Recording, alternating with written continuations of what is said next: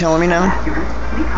Last time there was a ghost passing my car, and people just was scared of the ghost, and the ghost just disappeared with his magic. With his magic? Yeah. What else happened? And the ghost ruined the people's house. How do you ruin their house? He used his powers too. Really? His powers. Did he scare anybody? What? Did he scare anybody? He did scare somebody. It was just a costume. Oh, it was just a costume, so it wasn't a real ghost? No, it was just the costume. Who was in the costume?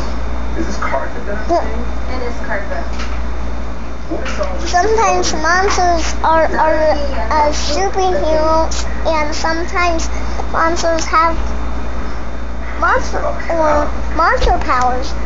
It's very true. Well, I love you. Hey, there's a whole road on there. There's a whole road on there. You make a ghost story and I will take a picture. Well, how did they get into the basement? I have no idea that the dogs were going into the basement. Once upon a time. There was no specific direction. The dogs were supposed to stay out of the basement. Daddy. Say I love you, Pop. Love you, Pop.